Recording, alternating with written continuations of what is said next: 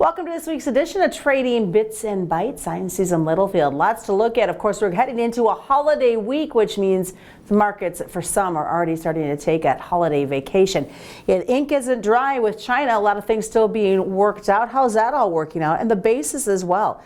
Then let's head south of the border, where South America has not only had some nice conditions in Brazil, but not too nice in Argentina.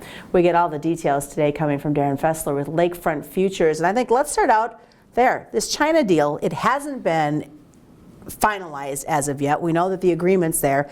Now all the translations are taking place. Yeah, I mean, nothing's been set in stone. Nothing's been inked out in paper. I think the headline in itself has got the market, excited, and it really, the announcement could come at a better time when corn was kind of near, maybe retesting those September lows, and even beans were really beat up at that time. So it really came to a good thing for the U.S. producer here. But now we kind of need, it's starting to wane a little bit. We're starting to find a little bit of resistance up near some moving averages, or where resistance had been on some of those beans. And so now you kind of need something done. Now, granted, I think something's going to get done here this next month, but now you start maybe shifting some of the mindset. What's the USA going to do in January? How is Argentina and how is Brazil looking, and how will that crop turn out down there? So a lot of things to shake up here yet, and so as a producer, you just got to reward what the market gives you for the time being, because we're still going to be dealing with quite a bit of corn if the U.S.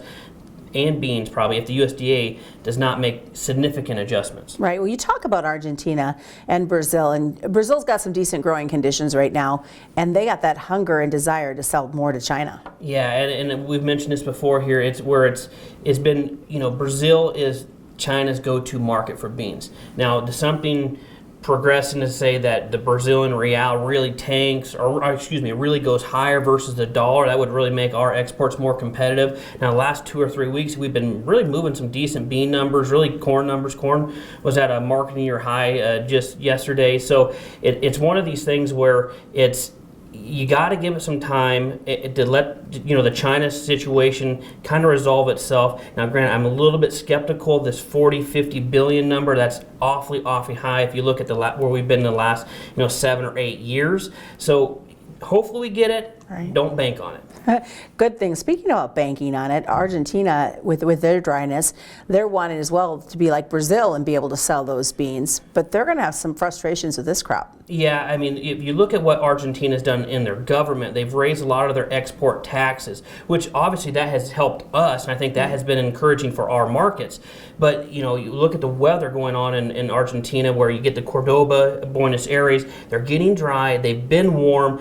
It's not really a big threat right now, I don't think, in the market's eyes, but it's definitely something that could come to fruition if it continues to be hot, dry. Got to watch out there. Here in the States, what's the basis going to be looking like these last 2 weeks of 2019? I think they remain strong for some time. I'm really encouraging producers to, do basis contracts, lock some of that stuff in. You don't necessarily have to price it right now, but really take advantage of it right now. If you have all your funding needs met right now, there's really no real reason to sell it right here. The market's telling you to sell it because of the spreads and a little bit of the basis, but if you have that and you're okay hanging on to that physical corn, hedge it near that $4 if you get it for that January report. But right now, I think it's a lot of producers, the bins are locked, they're waiting and seeing what the report does in January. This last week and a half, is it going to kind of turn into the holiday doldrums? Yeah, we're already starting to see that right now. You're kind of probably going to slide right into the new year, and hopefully, we have a presidential year. A lot of statistics say you kind of get that little bit of favorable bounce those presidential years. Granted, I can show you other statistics that are 50-50 on that, but who knows? We'll see what happens, shakes up here in 20.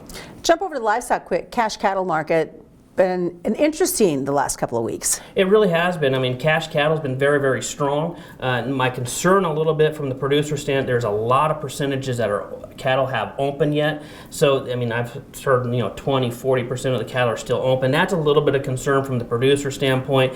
But I look at back on the markets here, very very neutral trade, cattle on feed. You just really don't know how it's going to go. I don't think they're going to do a whole lot with that number, but you still got to take advantage of that cash market. Lots of stuff to think about. Merry Christmas early to you and your family. You as well, Susan. Thank you. That is this week's edition of Trading Bits and Bytes. I'm Susan Littlefield.